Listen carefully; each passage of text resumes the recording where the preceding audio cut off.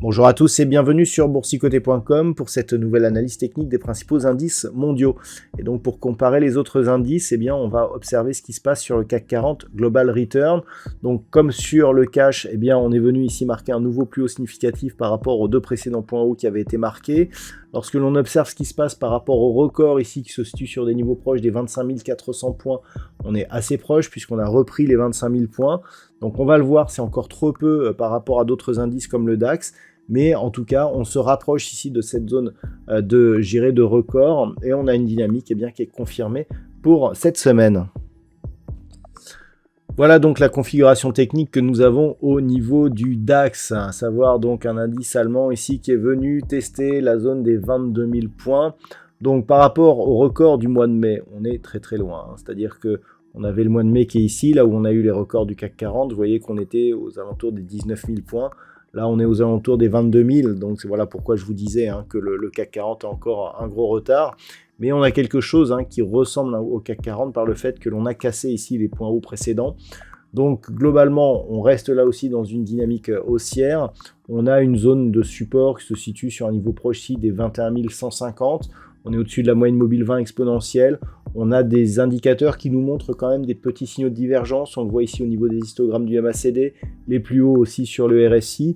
Au niveau des volumes, c'est assez équilibré. On a des hausses de volume plutôt sur les phases de reprise haussière. Donc pour l'instant, des petits signaux d'affaiblissement, mais comme nous en avons sur l'indice parisien, mais un indice allemand qui reste porté ici par une dynamique qui est donc haussière et positive, prompte à lui faire atteindre de nouveaux records encore la semaine prochaine. Sur l'Eurostoxx 50, nous avons une dynamique similaire avec ici une accélération donc, qui nous fait dépasser la zone des 5300 points. Donc depuis la rupture ici de cette zone de record que nous avions eu là aussi au mois de mai, eh bien la zone des 5105 points, on marque donc record sur record, donc nouveau record hier, pas de nouveau plus haut aujourd'hui, mais un indice européen qui là aussi, après des contacts sur la boîte supérieure, reste bien au-dessus de sa moyenne mobile 20 exponentielle. Donc les niveaux d'invalidation se situent plus sur un niveau proche des 5180 points.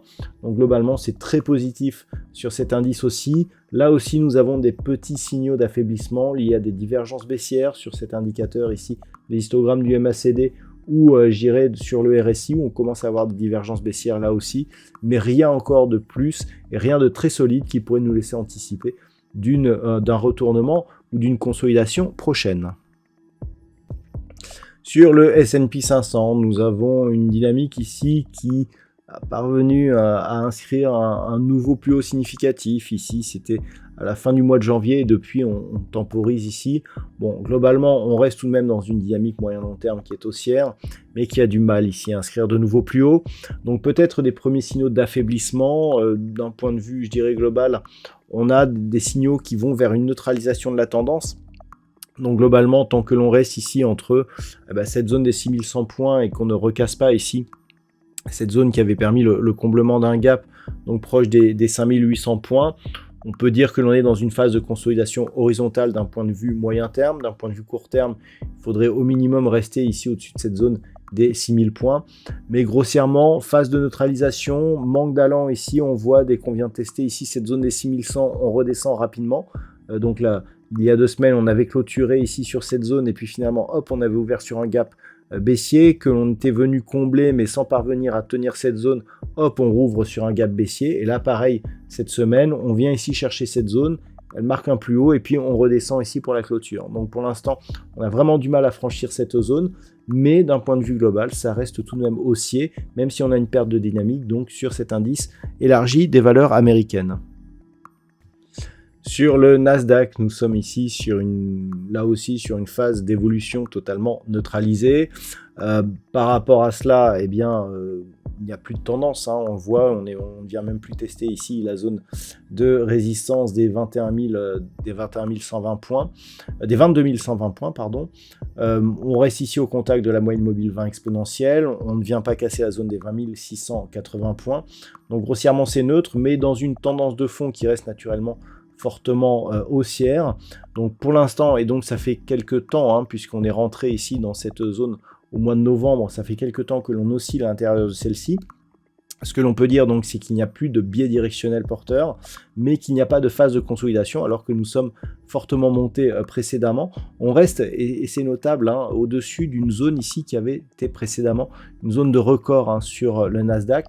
Donc globalement, c'est plutôt positif d'un point de vue de la tendance moyen terme, et donc pour ne pas invalider cette configuration, il ne faudrait pas casser cette zone des 20 680 points à la baisse. Et enfin sur le Nikkei, toujours ici dans cette zone de range, hein, que l'on occupe depuis désormais quelques mois. Alors depuis notamment la fin du mois de septembre, hein, de l'année dernière, on est vraiment sur une évolution vraiment neutre, hein, c'est-à-dire qu'il n'y a aucune tendance. On a eu un petit peu de volatilité auparavant, mais on était déjà dans ce range auparavant, après avoir marqué ici un nouveau plus haut historique, hein. Donc ici on avait eu un plus haut, là on est venu le rafraîchir, on a marqué un plus haut, donc au-delà des 42 000 points, et depuis, eh bien, c'est la stagnation complète.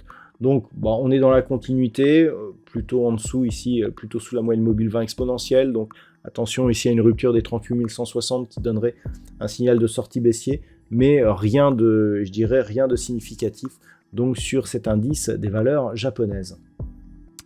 Voilà donc ce que l'on peut dire sur l'analyse technique de ces principaux indices mondiaux. Je vous souhaite de passer un très bon week-end. On se retrouve dès la semaine prochaine pour d'autres analyses techniques, toujours sur le site boursicoté.com.